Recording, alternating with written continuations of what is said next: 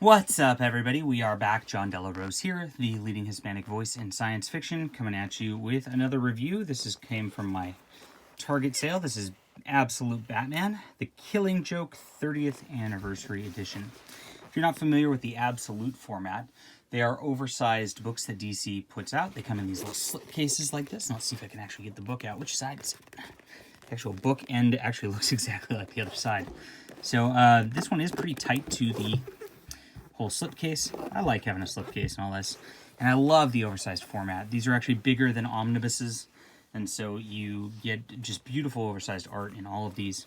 And you see all the art on here. Just different camera poses to mimic the original cover that was done here. There's a back cover to this box also. So nice art all the way around, and we open this up. Now, if you're wondering, how did The Killing Joke get a book this big out of it? And it does have one of those like little bookmarks in here that the fancy books have, which I really like. By Alan Moore and Brian Bolland. It's because they did some tricks, and you're about to see what they did. I'm going to show you kind of the tricks they did first. We have an introduction by Tim Sale, and a famed Batman artist, talking about it. And you see the story start out here. And you might notice this looks like some pretty modern colors. And that's because they actually went back and recolored the book with the main artist doing his own colors in a modern digital style. Now, the story itself actually ends right here.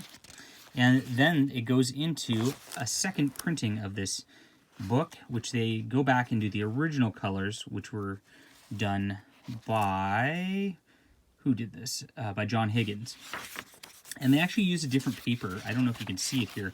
They use a glossy paper for the new one, and they use like an 80s almost newsprint paper for the other ones to kind of mimic that style. It's a little thicker than newsprint, and it fits really nicely. Now, I figured out very quickly as I turned the pages that they had this going on in it, and I actually went and I read this version of the story for when I read the book this time. And I was happy I did. I thought the colors were way better in this version. I just think they're more interesting and have a little richer of a feel than the digital colors do. Now, the story, if you guys aren't familiar with this, is one of Alan Moore's like seminal works and all that. And it's a dark, dark story about the Joker shooting Barbara Gordon. Spoiler.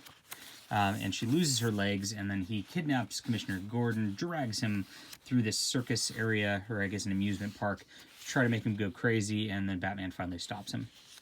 And there is this like origin story contained in here where Joker, we kind of get his past life and who he was and the tragedy that he was before he actually became what he ended up being. And there's some dialogue in here also that, you know, implies that the Joker kind of has faulty memories and might not actually be true. So Alan Moore didn't mean to put that in continuity necessarily. He just, put that in there as a story. It was an alright background story. It's just every aspect of this entire book was just dark, dark, dark, dark, dark, dark, dark. And so, I mean, craft-wise, he sets up a beginning that has a circular sort of thing at the end.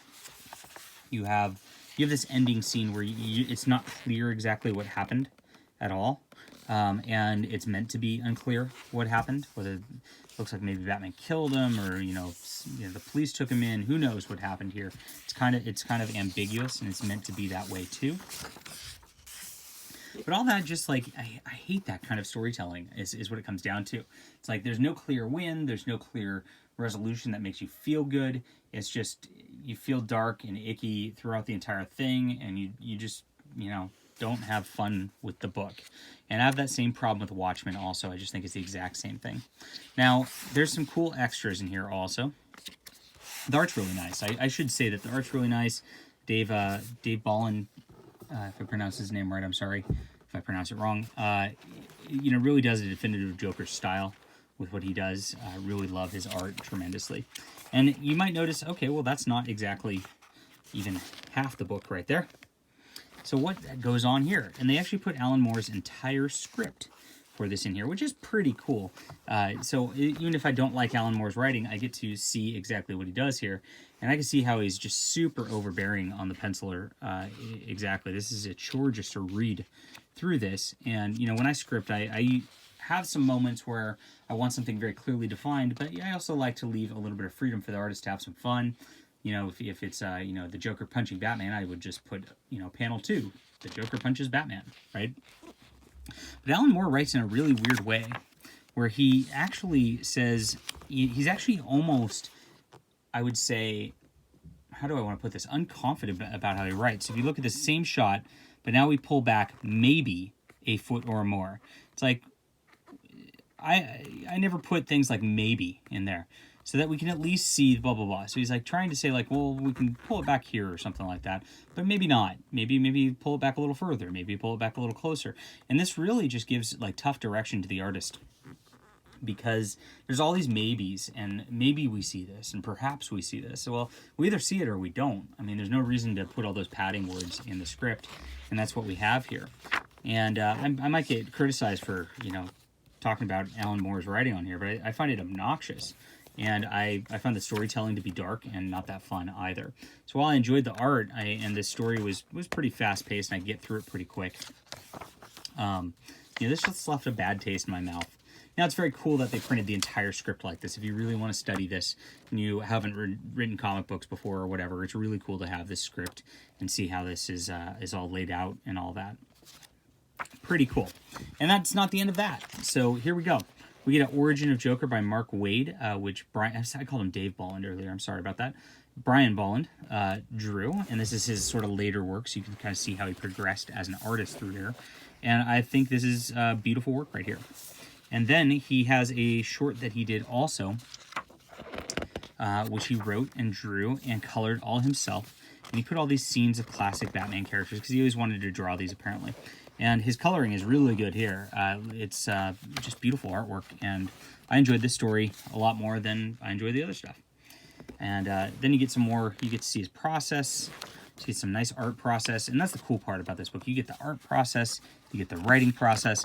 The way DC compiled this with all the extras is just phenomenal. I mean, this is really, truly the absolute, and I'm glad that they have it. I didn't talk about the story too much because there's just not much to it. I mean, it is a 48-page story or whatever, or 60-page story, I can't remember. And it's pretty short, it's pretty simple.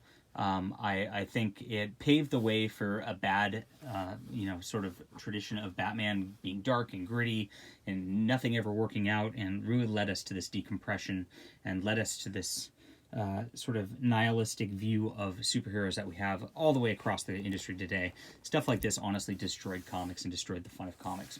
So I will call the actual story itself a 4 out of 10. This is one of the worst comics I've ever read, to be honest.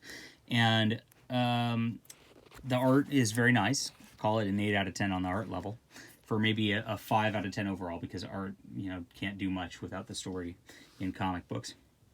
And the presentation on this, though, with the script, the different coloring formats, you can just see different things, the process, and the art in the back, is one of the coolest books I've ever seen. So on that level, it's a 10 out of 10, and I'm glad I got it, because I got it pretty cheaply at that, and I got to see the whole background of this, which is pretty cool. I like the process thing almost as much as I like reading stories itself. So that's it. That's the absolute Killing Joke. If I can get this back in its slipcase, we will see if I can be that magical. And that will be that for a while. Probably not going to read this one again. Let me know what you think about this down below in the comments. Do you agree with me? If not, it's cool, but I hope you do. All right.